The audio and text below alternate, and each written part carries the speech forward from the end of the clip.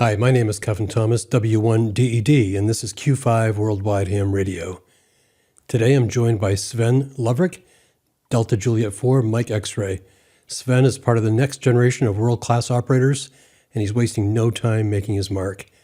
At just 23, he's already held calls in Germany, Croatia, and the US, operating everything from SOTA summits to some of Europe's most competitive contest stations. A committed CW operator, he sharpened his skills early with tools like Morse Runner and now puts them to use under the calls like DP4X and DK0EE. With a father deeply involved in the hobby, Sven's story blends family tradition with a focus on operating excellence. From 8R7X in Guyana to V73WW in the Marshall Islands, he's also showing what the future of DXpeditions might look like for the next generation. Whether it's DXpeditions, contesting, parks on the air, or just straight up station building, DX Engineering helps keep our community moving forward. We're grateful that DX Engineering helps make these conversations possible. Sven, thanks for being here. Thanks, Kevin. Also, thanks for the nice introduction. Well, I appreciate you taking the time, and I've been looking forward to having this conversation for a while. As I mentioned before we got started, I feel like I know you because I had interviewed DK6SP, Philip Springer, after your Guyana trip, and I was just so impressed with what you and your band of operators did down there.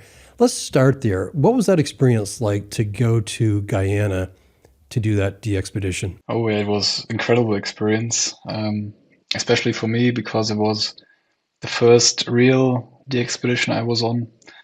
First time leaving Europe for me as well. First time in the US on the layover to Guyana, and it was not just the expedition itself, but also all the work around the expedition, building the antennas, planning all the stuff we would take, and also all the logistics and everything around the expedition was kind of new for me.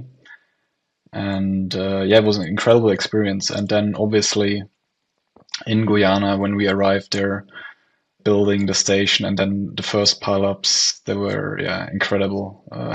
Something I will never forget. Yeah. And for those that may not know, tell us about the team and the ages of the team that went to 8R7X. In Guyana, so we were a team of four. It was Philip, DK6SP, Jamie, M0SDV, Tommy, H8RT, and myself. And I was at that time 21 years old, and I think the average age was around 20, 23, 24 or something like that. So yeah, pretty young team. And that's what I wanted to hear you say. I think in a hobby where we're so concerned that young people aren't getting involved, and then to witness what your team did in 8R7X was very impressive. So now let's work backwards. I know your father is a ham radio operator, so I presume you were exposed to ham radio early on. Tell me what that was like. When did you first get licensed, and how did that happen? As you said, my dad does also ham radio, so I was I had the connection to amateur radio my whole life. I remember there's actually a picture of me and my dad when I was probably, I don't know, 2 years old. And he holds me in one hand, and in the other hand, he used the CW gear and does some CW QSOs.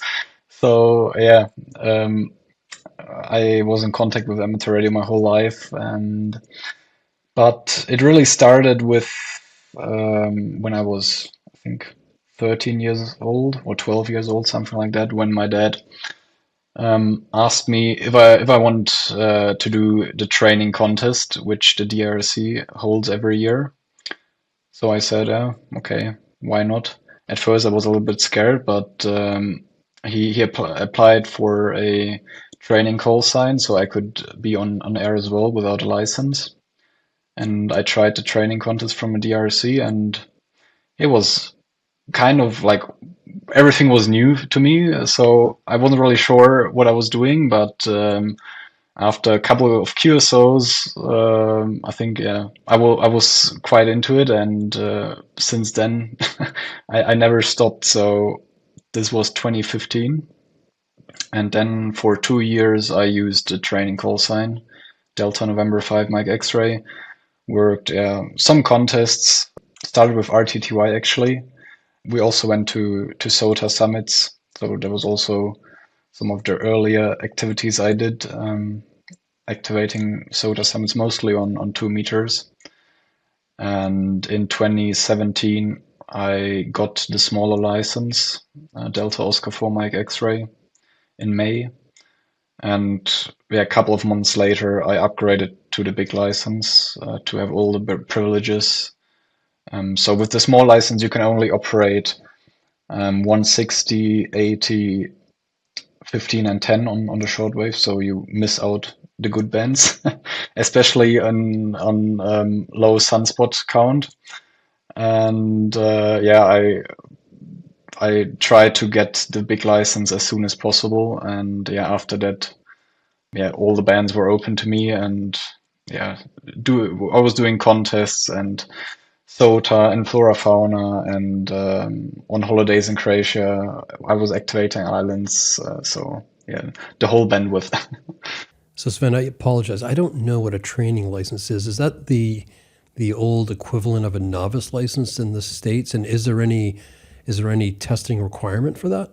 No, so in the US you can do so if someone doesn't have a license, you can just let them use your license, I think. And in Germany that's not possible. So your license is only for you. So you can apply for a training call sign.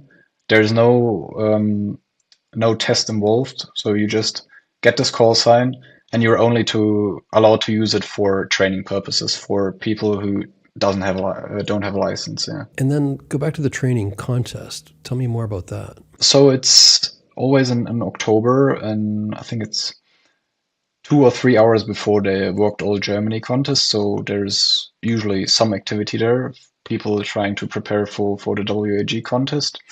And it's 2 hours, I believe. It's 80 and 40 SSB and CW, but usually much more activity on SSB than CW. And yeah, the goal is to just teach people how to operate in a contest, to give them an opportunity to make some QSOs, but not in a huge contest where they might be overwhelmed. I love that. I love the opportunity for people to get on the air and actually try it out and see if they like it or not. And obviously it worked with you. You ended up upgrading to an actual license, a small and a big license. So you talked about doing SOTA islands. You I presume were also doing contesting during that time. Are you still splitting your time between contesting and IOTA and SOTA? No, not really. I stopped doing SOTA, I don't know, probably 3, 4 years ago. I'm just doing contests now, basically, and obviously every now and then chasing some DX as well. And when I have time, turn on the radio and see like what is on the DX cluster and try to work some DXpeditions. But yeah, mostly doing contests now. So talk to me about that choice. Was it just a matter of time that you didn't have the time to go out, set up portably, climb a mountain to do SOTA? Or is it more that your interest aligns with contesting? I think in the past years, the interests changed a bit for me. So when I was doing SOTA, like it was more like going out with. So we were always a group of people, usually my dad and some other people from our local club, and it was very nice to be with those people, going on some mountains and work or make some QSOs. And now, probably just before COVID, I started to learn CW, and now with CW, the contests were much nicer for me, and I was really only into contests, into pileups. Just that was my thing. And you're operating CW clearly because we talked about that, but also phone contests? I like CW a lot, but I probably like some nice SSB pileups. I like them even more than CW. Tell me about that. Why do you like them more? Oh, it's usually the rate is, you can have a better rate than CW, and I think it's a different challenge. And I do a lot of CW at home here because we only have 100 watts and a small station, and in SSB is really painful from here. So when I get to a good station or from Guyana or from the Marshall Islands. Just the huge SSB pileups, they're something different, and yeah. So let's dive into contesting. I believe you've done multi-op, you've done single-op. Tell us about some of those experiences, and what do you prefer, single-op or multi? Not an easy choice, but I think actually I prefer single op a bit more because it's just you, the radio, and obviously I do the live scores.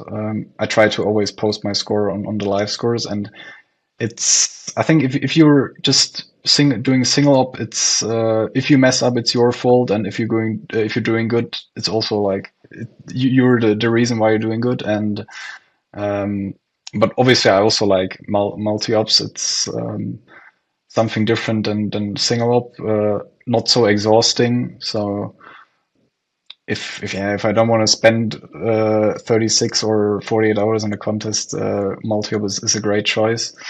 And especially multi-single is a different challenge. If you do multi-single from a big station, with the in-band stations and the multiplier stations and the run station, it's also something you must have experienced, I think. So which station is your go-to when you're doing a contest? Are you operating from your home station or a contest station? Yeah, usually it's the station at home. Probably 90% of the time when I operate here from Germany, it's from my home station, or yeah, our home station. And it's just 100 watts in the city of Munich. We have a 5-bander on the high bands from 20 to 10 with 2 elements per band, a dipole for 40 and 30, so a rotating dipole, and a vertical for 80. That's it. And the station does pretty well, actually. I'm after some contests, I'm always surprised how well actually the station does, considering we're in the city and we have a lot of noise and just 100 watts. But yeah, it's incredible. So clearly you're entering the low power category. You said 100 watts. What have been some of your best outcomes? I've done CQ Worldwide, CW twice, seriously from home, and I've won them both times in the youth category. But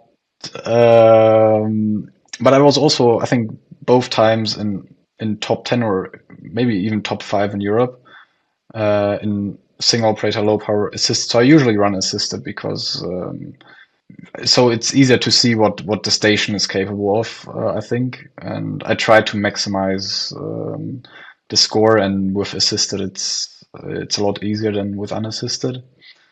And yeah, also CQ Worldwide, SSB last year, I did pretty well, I think, but I wasn't doing full time, which I actually regret now because I could have done a lot, much better score, but I was a bit lazy there. So yeah. I know the feeling. I was down to VP5E and I regret taking a couple hours off that I did that would have helped my ultimate score. But that's a different story. We're here to talk about you. So what advice do you have for people that are just getting started in contesting, not just young people, but maybe they're in their 40s? What advice would you have for them? Oh yeah, first, have fun in the contest. Just turn on the radio and do some QSOs. And if you've done, I don't know, a couple of contests, try to take it a bit more seriously. And I think if you take it a bit, so not too serious, but if you take it a bit more seriously, it adds a totally new, new joy to the contest, especially if you're hosting the live scores. It's because it's like a huge competition there, and the competition makes even more fun, I think. So tell me more about the scoreboard, because that's the conversation that we have a lot with the contest crew and various people. It sounds like you're a believer. Is it always motivating for you, or is it ever kind of get in your head and get in the way? Oh, it's always motivating for me.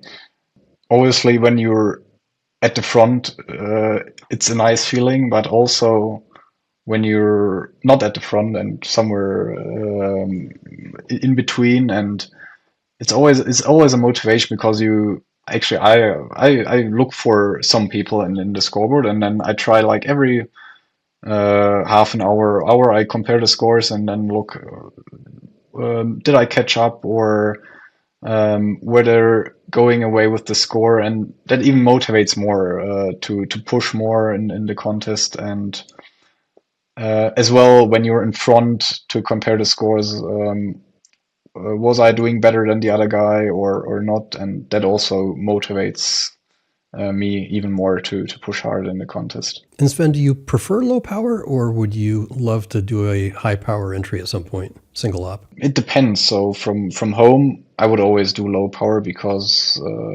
that's the only chance I get to have like a good score or good standing. Because if we have an amplifier here, or if I would run high power here, the antennas are not good enough to be like in the top, um, finish in the top something. But obviously, with a better station, I would prefer high power. And have you operated single op high power anywhere? In some contests, yes, but not like no serious contests. I think some from our club station, where we have an amplifier, quite a nice station, but those are usually some smaller contests. Worked all Germany. I've won 2 or 3 times from there in high power. But like no CQWPX or CQ Worldwide. That's usually from home when I'm doing single up. But we were also 2 years ago, we were in Corsica as Tango Kilo 4 Whiskey, where we did Multi 2, which was also a nice experience. And the same year we were also, my dad and I were visiting Brazzo at E7DX Multi Single High Power there, which was also an incredible experience.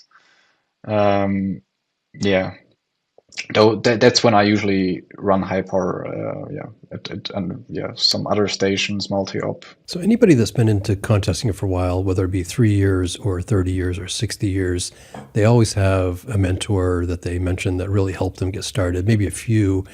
Clearly, your dad is probably on that list. Are there any other mentors that you've had in contesting? Maybe not particularly in contesting, but like in general, I've had many people who helped me. Not obviously my dad, but also from our local club. There were many people who helped me when I learned for the license here in Germany. Some of them explained me the technical stuff, and also Andy Delta Fox 5 Mike Alpha, who doesn't live very far from us. I've done a lot of contests in the early stage from his station, especially RTTY contests, because he likes RTTY a lot, and we were doing a lot of multi singles from his station. And yeah, there are a lot of people who helped, but yeah, mostly my dad. Yeah. So I'm going to go back to the beginning of this conversation. We were talking about Guyana and 8R7X, but you also went to the Marshall Islands using the call sign V73WW. Tell me about that experience. It was a different experience than Guyana. So we were a bit larger team. So we gained Brazzo and Yannick, DK1 Yankee Hotel, in the team. So we were a team of 6. First, like getting to the Marshall Islands from Europe, it's totally different than to Guyana. We were, I think, 36 hours or even more in the plane. And so just getting there was very exhausting. And obviously you're on the other side of the earth, or yeah, almost on the other side of the earth from Europe. So it's especially hard to work Europe over the North Pole. So we tried to work as much Europe as possible, which worked out, I guess, almost 50% Europe. And Guyana is just totally different, because it's like in probably one of the best places for radio in the world. Like South America, you can always work Europe, you can always work the US, and or North America, and only Japan is a bit difficult, but it was also working well. So we always had huge pileups in Guyana, very good rates. And now in V7 it was different because first days we obviously had very huge pileups from JA, but then the JA pileups slowed down, and um, we had to wait till Europe opens, which was, I don't know, probably 6-7 hours a day you could work Europe. Then we had big Europe pileups, but after that, yeah, pileups went very slow again, and you had to wait till North America wakes up, and then some hours there the pileups, and it was much harder there because being on a small island with nothing around. We had the small house there, but every time for shopping we need to go to another island, and we had to cook for ourselves. And every morning we had to check the antennas because most of them were actually installed in the water.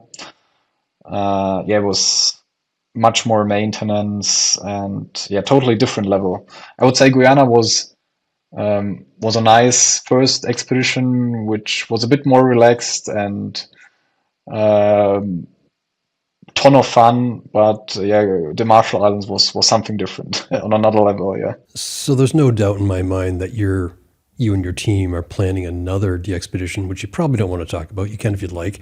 But what are the factors that are weighing into that? Given your experience at 8R7X and a very, very different experience, as you just said, at V73WW, what would you hope for in the next DXpedition that you plan? Ooh, yeah. So we're planning a next day expedition, but actually we don't have a destination yet. We're still looking for it, and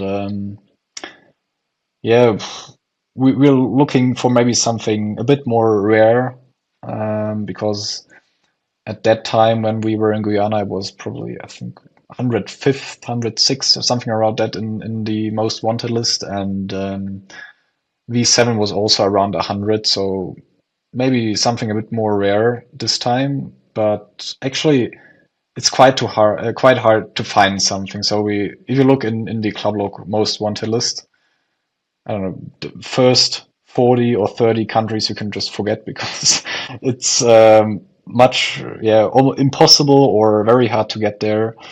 And in some countries you don't want to go, and so currently it's still in the finding phase for a new destination. But I think I would do both again, something like in the Pacific, which is very hard, but also very rewarding, I guess, if you do a great job, but also something like Guyana, where you always have huge pileups and it's a nice location to work the whole world. I think both kind of scenarios are fun.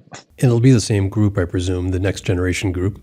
Yeah, And are you bringing E77DX along again? I hope so. What advice would you have in general for the ham radio community? I love asking this question of everybody. There's conversation about, whether the hobby is growing quickly enough, if it's growing at all.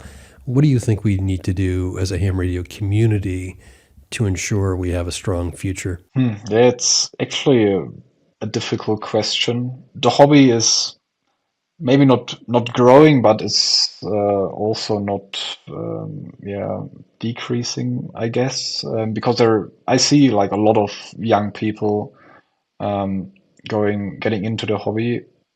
You might have to differ between contesting and amateur radio in general. I think a lot of young people are interested in contesting because of the competition you have there. Obviously, if you look for the total number in amateur radio, I think the number is decreasing a lot. But if you just look at contesting, give young people opportunity to get on air. I think just getting on the air is the best thing you can do. Just experiencing it. I remember when I learned CW. I initially did it with LCWO and then Morse Runner, and the best practice was just getting on the air, doing QSOs. That's the best thing to learn something, not just CW in general, just getting on the air. And I think the community just give people, maybe not young people, but people in general, give them opportunity to get on the air.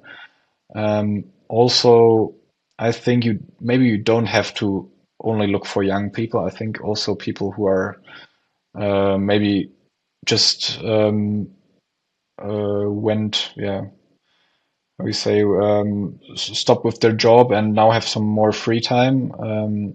Maybe also those people who were, I don't know, 20 or 30 years ago had contact with radio, but never pursued a hobby and now maybe want to have a look again into radio. I think also those people are, can look for them and getting them into the hobby. And I think that's a really smart observation, actually. I love to see young people like yourself in the hobby, and I'd like to see more Svens, but also there are people midlife, their families have the kids have moved on and they have the time, maybe they have more disposable income. So I think you're right in targeting that. Sven, I really appreciate you taking the time to be with me today. Thank you, Kevin. My name is Kevin Thomas, W1DED. I've been talking to Sven Lovric DJ4MX. You'll hear him in the contests. You'll definitely see him on another DXpedition. And I have a feeling you'll be seeing a lot of them in general. 73, thanks for joining.